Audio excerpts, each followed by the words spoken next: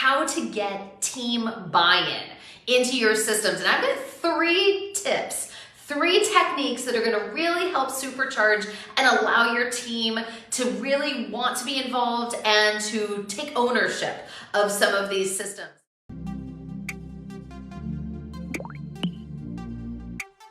Quick little story about systems and buy-in, about getting your whole team working together. So yesterday, we were out in Champagne, France. It was amazing.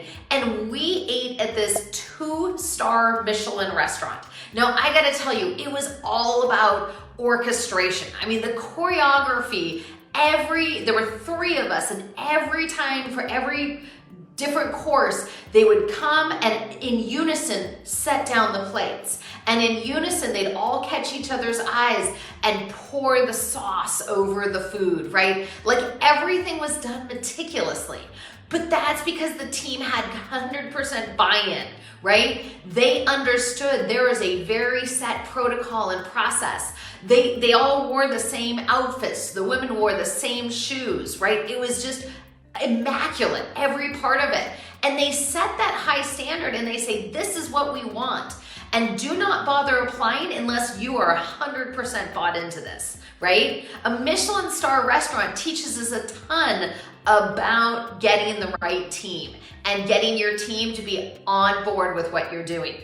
So tip number 1, first and foremost, you've got to hire the right people, right? This means when you put that job ad out there and the job description, you're attracting the right kind of person. You're attracting people who like processes. They love organization. They love checklists and doing things always the right way so everyone on the team knows what's going on. Now, before you start going, but what about my creative people? Yes, even your creatives on your marketing team, they can have freedom on some things, but they have a guideline. They still have a protocol that they're going to comply with. So tip number 1 to get team buy-in, let's learn from the Michelin star restaurants. Let's bring in the right kind of people at the beginning. That's key.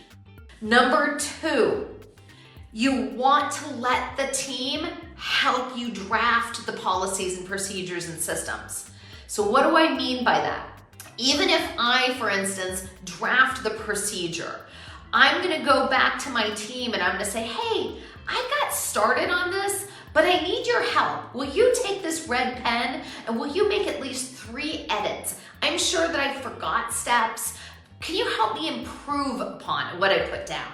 I'm sure I forgot a few things. And what they're gonna do is they're gonna find that step 1's fine, step 2, and then it leaps to step 3, and I miss step 2A and 2B, right? And they're gonna write that part in, or they're gonna include a diagram, or they're gonna explain it a little bit better. That's where you get team buy-in. The minute they put pen to paper and they're involved in how this procedure comes together, they're ecstatic to be involved. And they're gonna help self-police. They're gonna make sure the rest of the team does it the same great way. So tip number 2 to getting team buy-in is get them involved, right? When I draft the procedure and if I come and shove it down their throat, yeah, they don't like it so much. They don't pay attention as much. But if they're involved in the process, right? This is why it's so important that we always be updating the policies and procedures and let the team have a chance to update and propose and innovate new solutions or more streamlined methods. So you want to get your team involved. That's tip number 2. Tip number 3, how to get your team's buy-in? It's all about consistency. You need to be consistent in your KPIs, your weekly scorecards. They all have a part in there that every week, each team member submits at least 1 item towards the policies and procedures and templates and all the systems, right? So every week, they just have to do 1 contribution. They can revise a procedure, they can do a new diagram, they can record a video, they can get some screenshots, they can add a new subset part, they can have tips and tricks, right? Every week they just contribute one thing.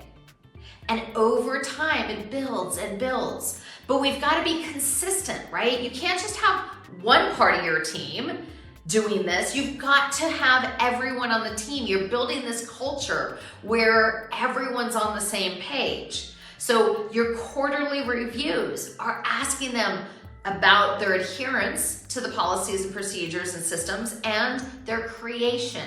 What did they innovate and create and help make better, right? This ties back to number 2, where you get their buy-in from them doing it. So now in tip 3, we've got to be consistent about holding them to do it consistently every week. Be submitting something to help contribute.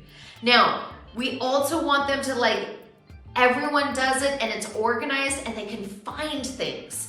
That's another place where we develop islands where people can't find things. So that naming convention, it goes a long ways to seeing that everyone does it consistently and they see each other doing it, especially for groups like mine where it's a virtual team, right?